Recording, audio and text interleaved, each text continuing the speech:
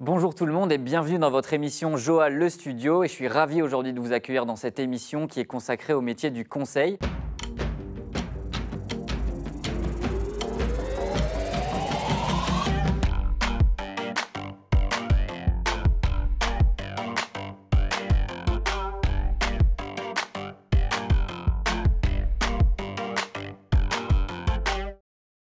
Alors juste avant, je vais rappeler un petit peu ce que ça veut dire JOA. C'est les journées orientation alternance et elles sont organisées tout simplement par Atlas dans toute la France. L'objectif, il est simple, c'est de vous aider, vous, à vous orienter de manière plus claire et de faire de meilleurs choix pour le futur.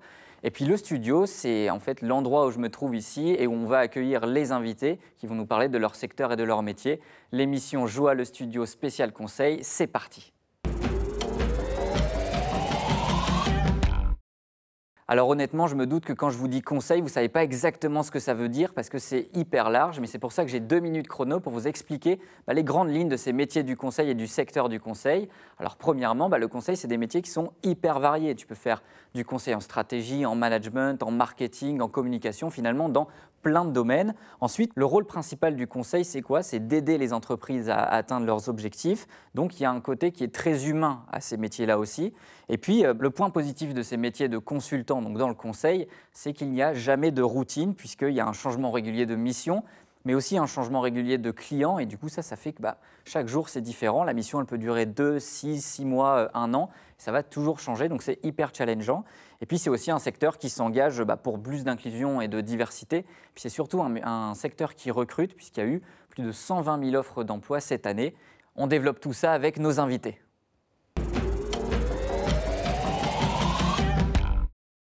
Nous voilà avec nos invités. Bonjour tout le monde, j'espère que vous allez bien. Bonjour. J'espère que vous êtes prêts à nous parler de manière convaincante de vos métiers et de vos secteurs. Mais avant ça, avant de rentrer un petit peu dans les détails, je vais vous présenter rapidement. Donc on a Maxime Corbeau. Donc toi, tu es consultant en recrutement et tu as surtout fondé un cabinet de recrutement qui s'appelle Bon Talent, c'est ça? Ensuite, on a toi, Malek Afsi, tu es consultant en affaires publiques dans une boîte qui s'appelle Edelman. Et puis, on a Erwin Horacibé, tu es consultant média dans une boîte qui s'appelle Adds Up Consulting. Je ne me trompe pas? Oui. Ok, nickel. Donc maintenant, je vais vous mettre un petit défi. Ça va être de présenter ce que vous faites dans la vie, dans votre métier finalement, en 30 secondes chrono. Donc, ça doit être plutôt très concis. Et puis, on va commencer par toi, Maxime Corbeau. Qu'est-ce que tu fais dans la vie?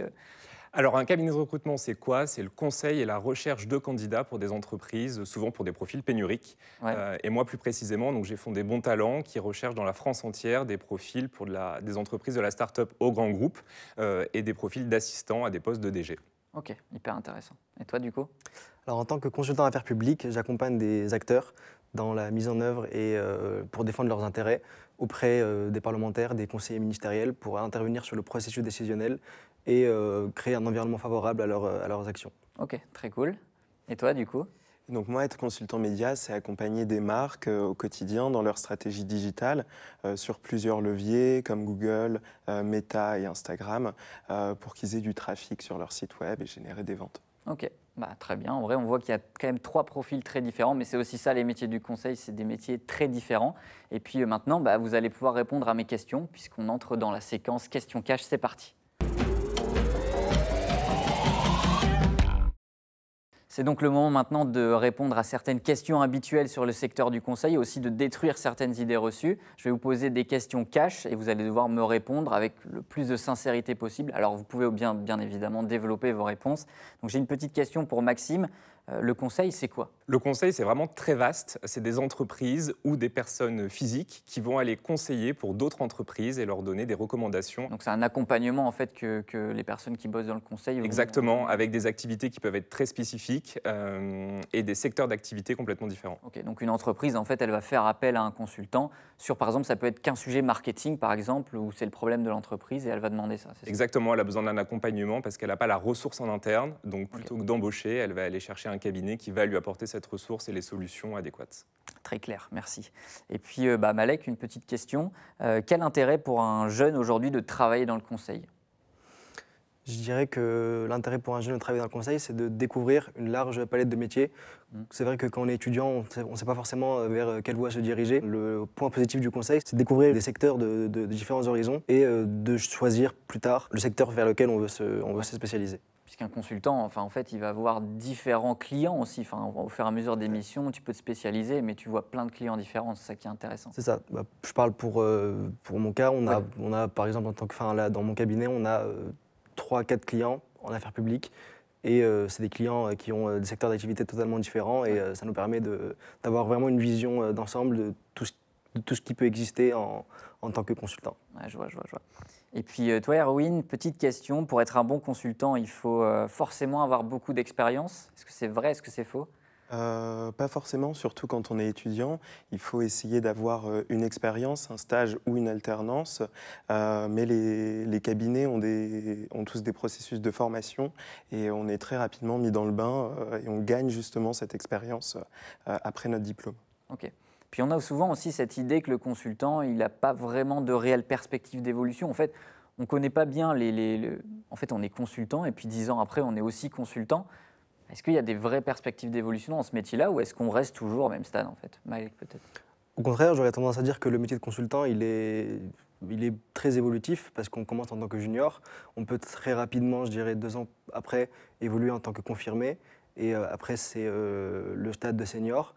Et par la suite, on peut très bien devenir manager, on peut occuper des fonctions à responsabilité. On a d'abord un statut de junior, mais finalement, au fur et à mesure, on arrive quand même à grimper les échelons si on reste dans le même cabinet ou dans la même boîte en fait. Absolument. Et pour ajouter, je pense ce qui est aussi très riche dans le métier du conseil, c'est qu'on peut changer à la fois de métier dans le conseil et de compétences complètement. Donc en passant d'un client ou d'un autre, on va pouvoir se spécialiser sur un autre type de métier et évoluer dans d'autres types de métiers. Donc on peut très bien commencer sa carrière comme junior dans le cursus digital, par exemple, et puis évoluer après en communication, en affaires publiques, et pourquoi pas en recrutement, parce qu'on s'est spécialisé dans les affaires publiques et on va aller débaucher des profils et faire du recrutement par la suite. Ok, ouais, ça c'est intéressant de voir qu'il y a à la fois une évolution hiérarchique dans les cabinets, mais on peut tout au fait aller de cabinet en cabinet en fonction des spécialités. Enfin, c'est ça qui est riche. Un consultant, il va être capable finalement de travailler dans beaucoup de secteurs d'activité. Complètement. Ce qui nous amène à la séquence profiling. On a débunké certaines idées reçues sur le monde du conseil, mais on n'a pas vraiment parlé métier. Et aujourd'hui, nous, notre intérêt, c'est de vous aider pour vous orienter le mieux possible. C'est pour ça que je vais vous soumettre un petit défi. Je vais vous donner 2 profils types et vous allez devoir me donner un ou plusieurs métiers que cette personne pourrait faire en fonction de ses appétences, tout simplement. Donc, la première personne, c'est Arthur. Alors, Arthur, il aime bien aller à la rencontre des autres. Il a un bon sens de l'organisation. Il veut un travail avec des défis où il encadre des gens et pourquoi pas avoir plutôt de grandes responsabilités. Quel métier est-ce que vous pourriez lui proposer? Peut-être Maxime? Effectivement, moi je pensais plutôt peut-être au conseil en organisation, d'aller challenger des nouvelles organisations, d'apporter du conseil. Le profil que tu décris, on pourrait aussi imaginer forcément le recrutement, puisque notre métier c'est d'aller conseiller, de prendre des briefs de clients et puis d'aller chercher les bons candidats, de les coacher, de les challenger. Voilà, donc c'est assez large en fait tout ce qu'il pourrait faire Arthur. Oui, c'est vrai. Peut-être qu'il pourrait Et aussi... peut-être pour ajouter, je pense que la personne pourrait totalement faire des affaires publiques. Il faut être très réactif, aimer aller vers les autres, développer un bon sens relationnel. Et c'est vraiment des compétences qui sont nécessaires à l'exercice de ce métier. Et je pense que c'est un profil qui pourrait très bien convenir aussi à Arthur. Oui, puisqu'il y a aussi domaine. la notion de responsabilité, elle est clairement là aussi. Tout à fait. Et deuxième défi, du coup, on a Anne. Alors Anne, c'est une vraie digital native, elle aimerait bien travailler dans l'informatique. Alors pour autant, elle n'a pas envie de rester toute seule derrière son écran toute la journée. Aussi, elle veut des missions challengeantes et qui ne soient pas répétitives. Qu'est-ce que vous pourriez lui proposer comme métier? Peut-être Erwin? Justement, je me reconnais un peu puisque j'avais ce profil-là, être digital native, être hyper à l'aise sur les réseaux sociaux, sur Google, savoir bien utiliser des moteurs de recherche. Et c'est un métier que je ne connaissais pas du tout quand j'étais au lycée. Mais quand j'ai recherché mon alternance, en fait, je me suis reconnu dans les offres d'emploi et le métier de consultant média m'a paru évident. Donc ça pourrait être sympa pour Anne de justement trouver ce métier. Peut-être d'autres idées? Un autre secteur qui recrute pas mal, c'est tout ce qui va être cybersécurité, data, avec toutes ces transformations et le monde qui change. C'est des profils qui sont vraiment recherchés, et notamment sur les prochaines années, je pense. Ouais, donc il y a ce lien avec l'informatique, mais ce n'est pas non plus uniquement rester derrière son ordi toute la journée. Il y a aussi d'autres choses. Complètement, c'est au service des organisations. Bien sûr. Okay. Et sur ce point, on peut aussi dire à Anne que si elle n'a pas envie de rester seule toute la journée derrière son ordinateur, il y a une très bonne ambiance dans les cabinets et elle sera bien entourée. Enfin, ils mettent beaucoup l'accent sur l'esprit d'équipe. On travaille énormément énormément collectif, pardon. Ok. Et c'est un point dans lequel elle pourra s'épanouir. Ouais, je pense que c'est un point qui est très important aussi pour tous les gens qui nous regardent. Alors, on a bien parlé métier cette fois-ci, mais avant le métier, il y a aussi un parcours étudiant ou pas. Du coup, on passe à la rubrique parcours. C'est parti. Vos explications, elles étaient très claires, mais moi, je me demandais, est-ce qu'il y a un parcours type ou des formations incontournables pour aller dans les métiers du conseil typiquement ? Non, c'est vrai que c'est ça qui est compliqué. Il n'y a pas un parcours type ni une formation type qui ouvre sur les métiers du conseil.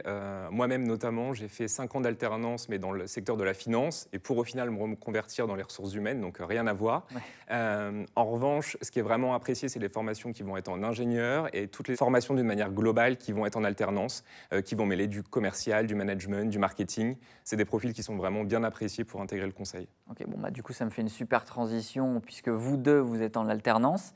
Est-ce que vous pouvez m'expliquer un petit peu votre parcours? Qu'est-ce que vous avez fait avant, vos études, et pourquoi l'alternance aussi? Je vais peut-être commencer, mais j'étais au lycée en option mathématiques et ensuite je suis passé en licence. J'ai commencé à faire des lettres et des sciences sociales, mais spécialisées dans la culture et les médias.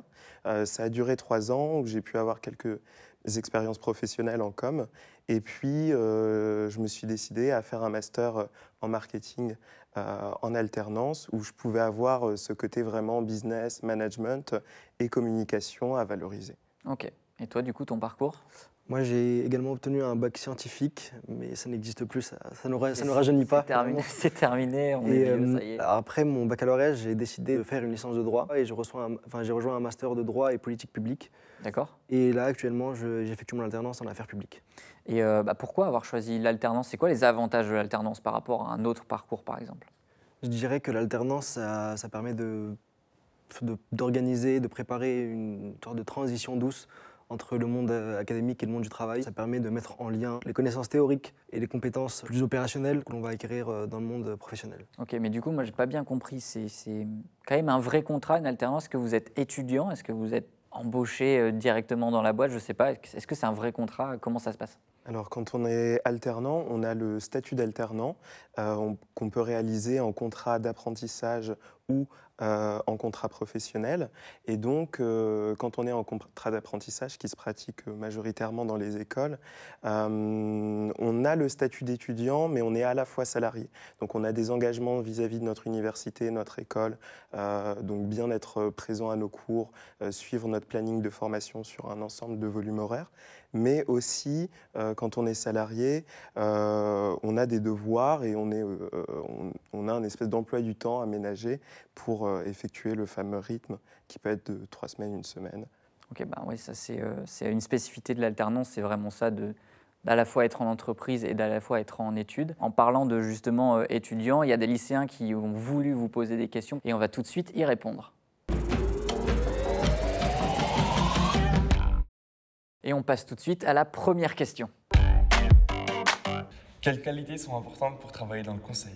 Alors, je pense qu'une des qualités importantes pour travailler dans le conseil, c'est avoir l'esprit d'analyse pour pouvoir résumer, partager un ensemble d'informations qu'on va apporter à nos clients.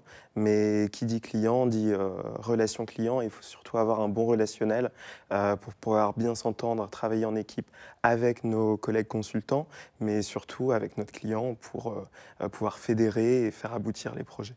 Ok, en fait, vous travaillez vraiment avec les entreprises, c'est aussi ça la qualité d'un consultant. La qualité d'un consultant, oui, on travaille quasiment l'ensemble de notre journée avec les entreprises. Okay. Une bonne qualité aussi, je pense que c'est d'être bien curieux, parce que l'idée, c'est de bien comprendre la problématique de l'entreprise pour apporter une solution. C'est vrai que la curiosité, on n'en a pas encore parlé, mais c'est vrai que même être curieux des différents environnements dans lesquels les entreprises sont, vous allez aussi aider, j'imagine, des entreprises qui ont différentes tailles. On ne conseille pas de la même manière ces entreprises-là.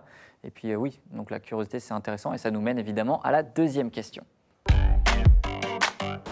Le conseil, c'est trop large. Comment trouver le métier dans le conseil qui me convient? L'un des moyens pour trouver sa voie, c'est finalement de commencer avec des sujets vraiment très larges et petit à petit de choisir, aussi d'avoir une bonne relation avec le manager, lui dire assez rapidement sur quel métier on veut travailler, quel secteur, quel domaine, quels sont les sujets qui nous plaisent, quelle est la voie qui est la meilleure pour nous. C'est à la fois choisir bien son cabinet en fonction de la spécialité, mais au sein même du cabinet, c'est de pouvoir parler aux gens.